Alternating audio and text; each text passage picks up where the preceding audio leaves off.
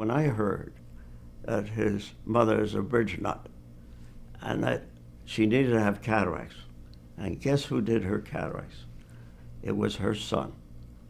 Doggone, that's the mark of a real surgeon.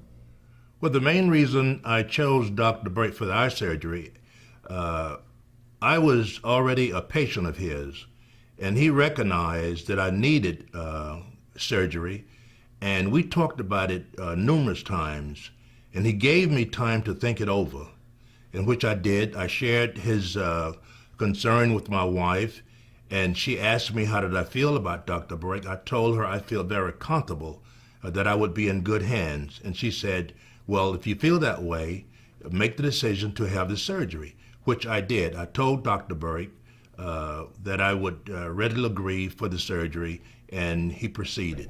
Well, I chose Dr. Berke for my eye surgery because I've been a patient of his for a very long time, and I felt that the surgery would go very well. I was going to an ophthalmologist, and at the time Dr. Berke was in his office, and Dr. Berke was at a real good age, and he seemed to know what he was doing, and I liked him. If I didn't like him, I wouldn't have gone to him. But I chose Dr. Berke for my surgery because I sensed in him what I saw myself, the joy of medicine and the unique talent which just exuded from him in his manner, his sensitivity, his careful dress, and it was just a pleasure. My former ophthalmologist retired, and he went to someone on Park Avenue, and he sent me. She scared the bejeevers out of me, told me I was going to be blind if she didn't operate on me in 2 days.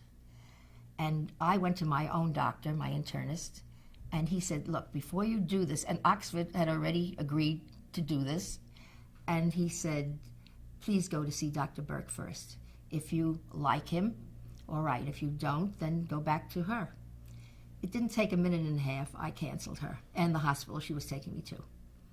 And he did this laser on me, and I'm not blind. And don't make me cry. And it was wonderful.